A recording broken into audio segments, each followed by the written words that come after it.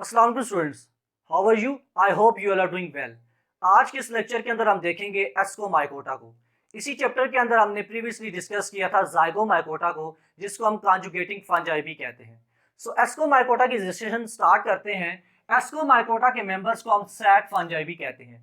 अब इसको हम सैक फंजाई क्यों कहते हैं, ये आपने यहाँ पर बात समझनी है कि इस जो ग्रुप के मेंबर्स हैं उनके जब आप स्टडी करेंगे लाइफ साइकिल, यहाँ पर मैं आपको इस टॉपिक के अंदर भी बताऊंगा कि इनका लाइफ साइकिल किस तरह से कंप्लीट होता है। वहां पर भी आप देखेंगे कि इनके अंदर जो सेक्सुअल स्पोर्स की प्रोडक्शन होती है वो एक सैक लाइक स्ट्रक्चर के अंदर होती है, जिसको हम एस्कस कहते हैं। इसी वजह से इस ग्रुप के मेंबर्स को हम सैक फंजाई भी कहते हैं। सो ये इंपॉर्टेंट पॉइंट आपने ध्यान में रखना है।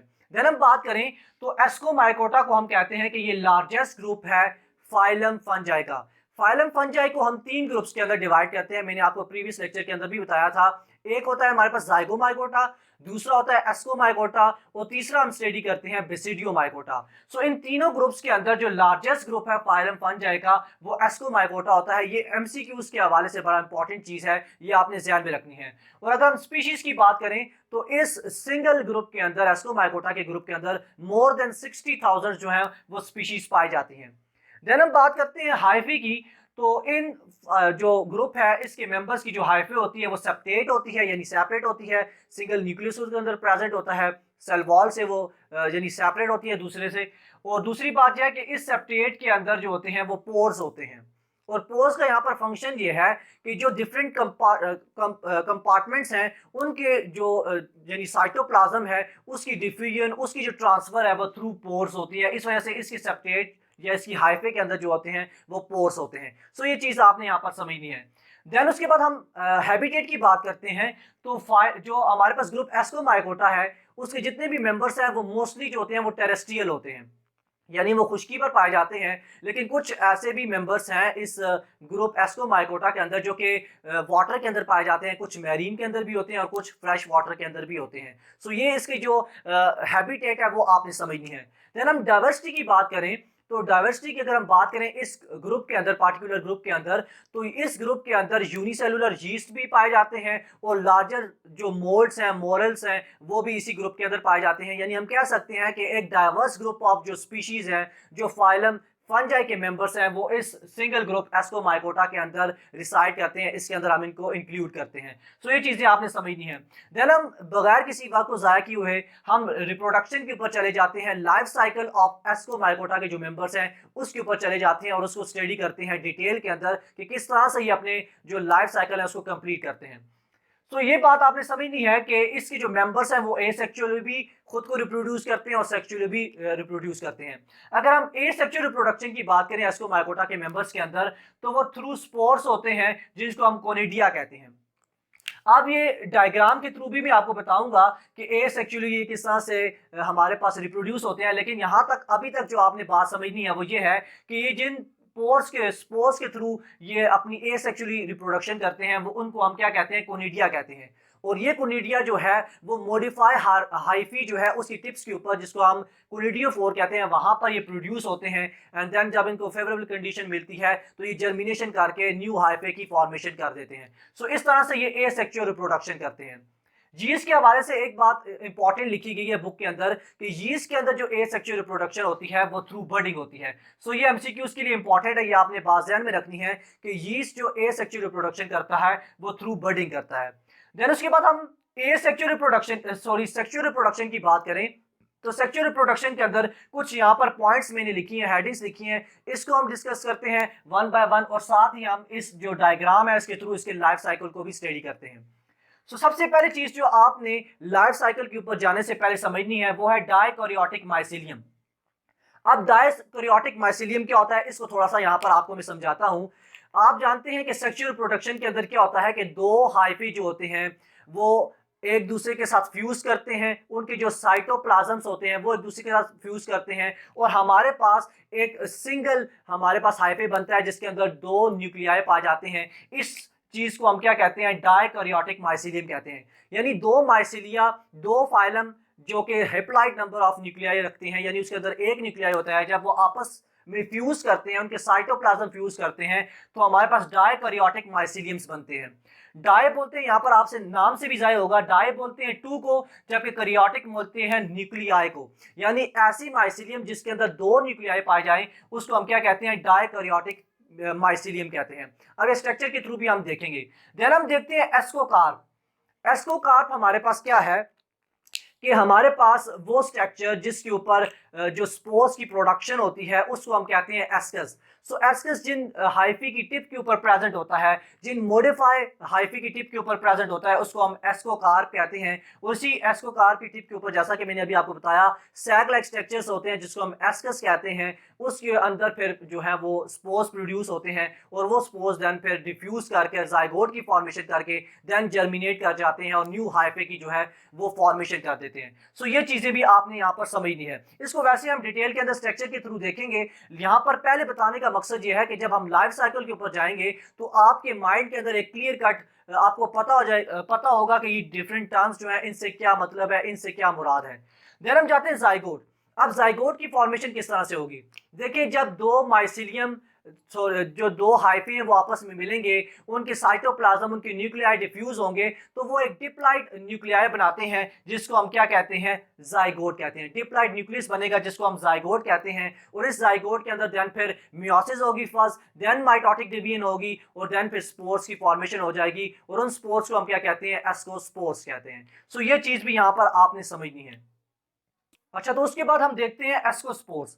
एस्कोस्पोर्स क्या होता है? मैंने अभी आपको बताया कि ये जो जाइगोट है इसके अंदर पहले मियोसिस डिवीजन होगी, देन माइटोटिक डिवीजन होगी और उसके अंदर स्पोर्स बनेंगे और उन स्पोर्स को हम क्या नाम देते हैं, एस्कोस्पोर्स कहते हैं। क्योंकि स्पोर्स जो है ये एस्कोमाइकोटा के बन रहे हैं, इस वजह से इनको हम नाम एस्कोस्पोर्स देते हैं। प्रीवियस लेक्चर के अंदर जाइगोमाइकोटा के अंदर हमने डिस्कशन की थी, वहां पर मैंने आपको बताया था कि जाइगोमाइकोटा के लाइफ साइकिल के अंदर जो स्पोर्स बनते हैं उनको हम जाइगोस्पोर्स कहते हैं।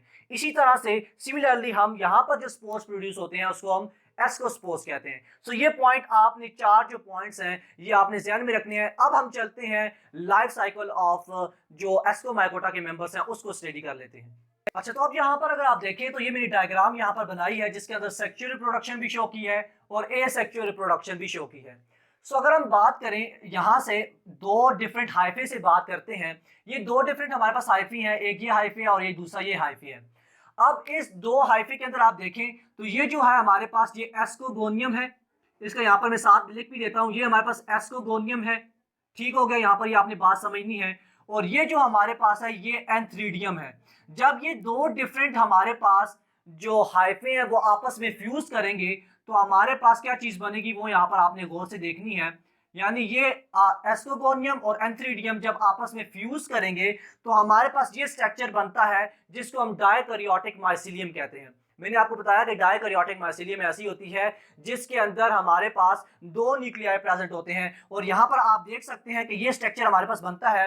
और ये स्ट्रक्चर किस वक्त बनता है ये भी आपने ध्यान में रखना है कि जब 2 हाइफे मिलेंगे आपस में, उनके न्यूक्लियाई डिफ्यूज करेंगे, उनके साइटोप्लाज्म डिफ्यूज करेंगे तो वो एक फ्रूटिंग बॉडी की फॉर्मेशन करेंगे। और इस फ्रूटिंग बॉडी को हम क्या कहते हैं, इस फ्रूटिंग बॉडी को हम एस्कोकार्प कहते हैं। तो ये फ्रूटिंग बॉडी जो बनती है इसको हम एस्कोकार्प कहते हैं। और इस एस्कोकार्प के ऊपर यहाँ पर मैं आपको बताया कि एंड के ऊपर जो सैक लाइक स्ट्रक्चर्स बनते हैं उसको हम एस्कस कहते हैं। अब ये सैक लाइक स्ट्रक्चर है जिसके अंदर जिसको हम एस्कस कहते हैं और इसकी प्लूरल फॉर्म होती है हमारे पास एस्काई। अब इस एस्काई के अंदर जो स्पोर्स की प्रोडक्शन होती है उन स्पोर्स को हम एस्कोस्पोर्स कहते हैं। तो यहाँ पर आप जरा यहाँ पर गौर करें स्ट्रक्चर के अंदर, तो ये एस्कोकार्प है हमारे पास फ्रूटिंग बॉडी, इसकी टिप के ऊपर हमारे पास ऐसे सैक लाइक स्ट्रक्चर्स होते हैं जिनको हम एस्कस कहते हैं और इनके अंदर 2 न्यूक्लियाई प्रेजेंट होती है, इस वजह से इसको हम डायकैरियोटिक माइसीलियम भी कहते हैं। सो ये 2 न्यूक्लियाई जो होती है वो आपस में फ्यूज करती है और जाइगोट की फॉर्मेशन करती है। यहाँ पर मैंने जाइगोट बनाया है और ये सारा काम किसके अंदर होता है, ये सेक्सुअल रिप्रोडक्शन के अंदर होता है। सो जब ये 2 जो माइसीलियम है वो आपस में फ्यूज करेंगे, यानी ये वाला जो हमारे पास एस्कस है इसके अंदर मौजूद जो न्यूक्लियाई हैं वो आपस में डिफ्यूज करेंगे, आपस में फ्यूज होंगे, तो हमारे पास एक सिंगल डिप्लॉइड जो है वो न्यूक्लियस की फॉर्मेशन होगी जिसको हम क्या कहते हैं, जाइगोट कहते हैं। यहाँ पर मैंने नीचे शो भी किया है कि इसको हम 2n से रिप्रेजेंट करते हैं, यानी ये डिप्लॉइड होता है, इसके अंदर 2 न्यूक्लियाई जो होती हैं वो आपस में फ्यूज होती हैं और हमारे पास डिप्लॉइड न्यूक्लियस की फॉर्मेशन होती है। सो इसको हम क्या कहते हैं, जाइगोट कहते हैं। دین میں نے آپ کو بتایا کہ زائگوٹ کے اندر کیا ہوتی ہے کہ سب سے پہلے میوسس ہوگی، اور میوسس کے پتا ہے آپ کو کہ جب میوسس ڈویژن ہوتی ہے، میوٹک ڈویژن ہوتی ہے، تو کیا ہوتا ہے کہ ایک سنگل جو سیل ہوتا ہے وہ 4 ہیپلائٹ سیلز کے اندر ڈیوائیڈ ہو جاتا ہے. سو یہاں سے نیکسٹ پوائنٹ بھی یہی ہے کہ اس زائگوٹ کے اندر جو نیوکلیس ہے ڈپلائٹ نیوکلیس، اس کے اندر میوٹک ڈویژن ہوگی، میوسس ہوگی، اور 4 ہمارے پاس ہیپلائٹ نمبر آف جو نیوکلیائی ہیں ان کی فارمیشن ہو جائے گی. یہاں پر میں نے ان کو ریپرزینٹ کیا ہے. اب اس کے بعد کیا ہوتا ہے کہ مائٹوٹک ڈویژن ہوتی ہے، اور مائٹوٹک ڈویژن کا بھی آپ کو پتا ہے کہ ایک جو سیل ہے وہ 2 سیلز کے اندر ڈیوائیڈ ہوتا ہے، یعنی ایک نیوکلیائی 2 نیوکلیائی کے اندر ڈیوائیڈ ہوتا ہے. سو یہ جو 4 جو انڈیویجول نیوکلیائی ہیں یہ انڈیویجولی مائٹوٹک ڈویژن کریں گے، اور ہمارے پاس 8 ہیپلائٹ نمبر آف جو ہیں وہ نیوکلیائی یا سپورس کی فارمیشن کر دیں گے. سو یہ جو 8 ہمارے پاس نیوکلیائی بنیں گے، دین یہ پھر ایسکو سپورس کی فارمیشن کریں گے، یعنی یہ سپورس بن جائیں گے، سپورس کی فارمیشن ہو جائے گی، سپورس کے اندر موڈیفائی ہو جائیں گے، اور ان سپورس کو ہم کیا کہتے ہیں؟ ایسکو سپورس کہتے ہیں. اور یہ کیسے ہوتے ہیں؟ یہ ہیپلائٹ ہوتے ہیں، اس وجہ سے ان کو ہم ایسکوسپورس کہتے ہیں.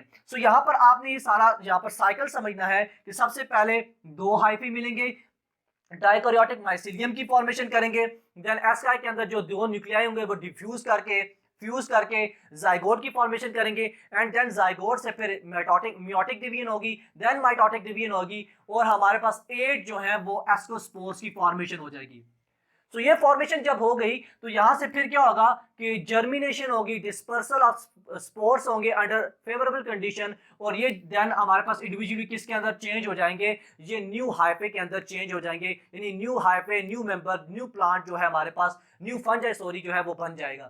سو یہ سارا لائف سائیکل آپ نے سمجھنا ہے جو کہ سیکچوئل ریپروڈکشن کے اندر ہوتا ہے، جس کے اندر ایسکوسپورس جو ہوتے ہیں وہ انڈر فیوریبل کنڈیشن وہ نیو ہائفے کے اندر دین کنورٹ ہو جاتے ہیں، ان کی فارمیشن کر دیتے ہیں.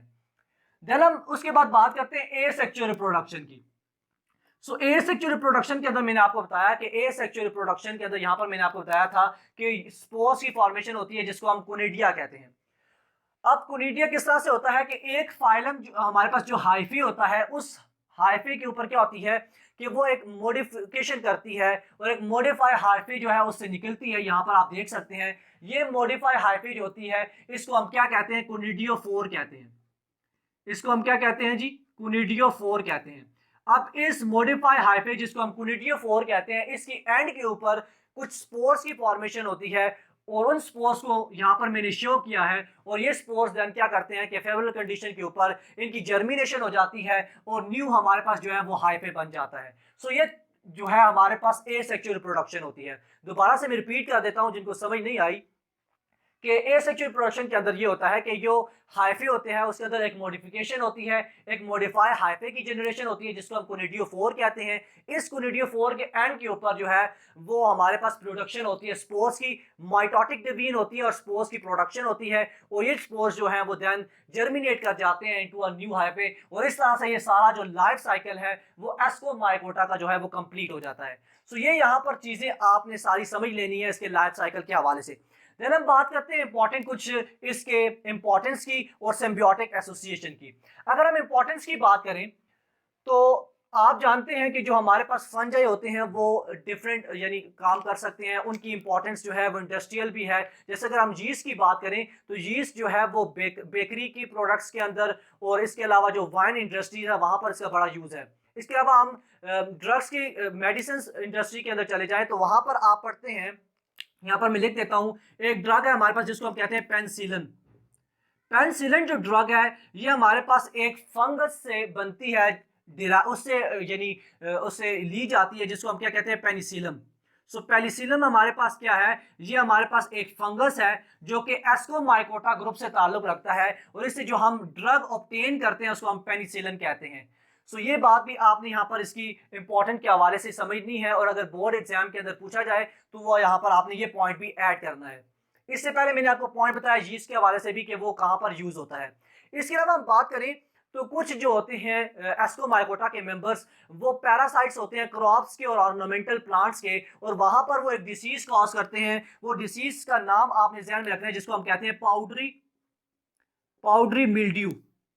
یہ ڈیسیز کاز کرتے ہیں کراپس اور جو ऑर्नामेंटल प्लांट्स हैं उसके अंदर एस्कोमाइकोटा के जो मेंबर्स हैं वो इस डिसीज को कॉज करते हैं, पाउडरी मिल्ड्यू, जो कि कॉम्पिटिटिव एग्जाम्स के हवाले से बड़ा इंपॉर्टेंट पॉइंट है। ये भी आपने ध्यान में रखना है कि ये डिसीज जो है वो क्रॉप्स के अंदर जो है वो कॉज करते हैं एस्कोमाइकोटा के मेंबर्स। सो ये पॉइंट भी आपको यहाँ पर समझ आना चाहिए। देन हम बात करते हैं सिम्बियोटिक रिलेशनशिप्स की। ये जो एस्कोमाइकोटा के मेंबर्स होते हैं इनके बारे में कहा जाता है कि मोर देन जो 40% ऑफ मेंबर्स ऑफ एस्कोमाइकोटा हैं वो सिम्बियोटिक रिलेशनशिप्स के अंदर, सिम्बियोटिक एसोसिएशंस के अंदर पाए जाते हैं विद सियानोबैक्टीरिया एंड ग्रीन एल्गी। यानी ग्रीन एल्गी और सियानोबैक्टीरिया के साथ ये जो एस्कोमाइकोटा के मेंबर्स हैं वो सिम्बियोटिक एसोसिएशन करते हैं और लाइकन्स की फॉर्मेशन करते हैं। और कुछ जो मेंबर्स हैं वो माइक्रोराइजा फॉर्मेशन भी करते हैं विद द हायर प्लांट्स, यानी जो हायर प्लांट्स की रूट्स हैं उनके साथ ये एसोसिएशन करके माइक्रोराइजा की फॉर्मेशन भी करते हैं। अब लाइकन्स क्या है, माइक्रोराइजा क्या है और इनकी क्या टाइप्स होती हैं, इनको हम एक सेपरेट लेक्चर के अंदर देखेंगे डिटेल के अंदर, इनके क्या फंक्शन है, ये क्या चीज़ें होती हैं। सो इसको हम नेक्स्ट लेक्चर के अंदर देखेंगे। लेकिन यहाँ पर सिर्फ आपने बात ये समझनी है कि जो एस्कोमाइकोटा के मेंबर्स होते हैं वो एसोसिएशन के अंदर पाए जाते हैं with the सियानोबैक्टीरिया and green algae और फॉर्मेशन करते हैं लाइकन्स की, जिसको हम आगे चल के डिस्कस करेंगे। सो ये चीज़ें आपने सारी इसकी इंपॉर्टेंस के हवाले से भी ध्यान में रखनी है। सो ये आज का लेक्चर था जिसके अंदर हमने एस्कोमाइकोटा को डिटेल के अंदर डिस्कस किया, उसके कुछ कैरेक्टरिस्टिक्स के बारे में बात की और पार्टिकुलरली हमने इस लेक्चर के अंदर इसके जो लाइफ साइकिल है उसको डिटेल के अंदर डिस्कस किया। वैसे यहाँ पर मैं आपको बता दूं कि जो केपीके की बुक है उसके अंदर इस जो लाइफ साइकिल है उसके बारे में कोई भी बात नहीं की गई, लेकिन जो फेडरल की बुक है उसके अंदर क्योंकि इसकी डिस्कशन है तो लिहाजा मैंने ये महसूस किया कि आपको यहाँ पर बताया जाए और इस चीज़ को बेहतर तरीके से आपको समझाया जा सके, ताकि अगर कम्पिटिटिव एग्जाम के अंदर या किसी भी बोर्ड एग्जाम के अंदर इसके हवाले से क्वेश्चंस आ जाएं या टॉपिक पूछ लिया जाए तो आपके ज़हन के अंदर होना चाहिए। सो नेक्स्ट लेक्चर के अंदर हम देखेंगे बेसिडियोमाइकोटा को। टिल देन अल्लाह हाफिज़।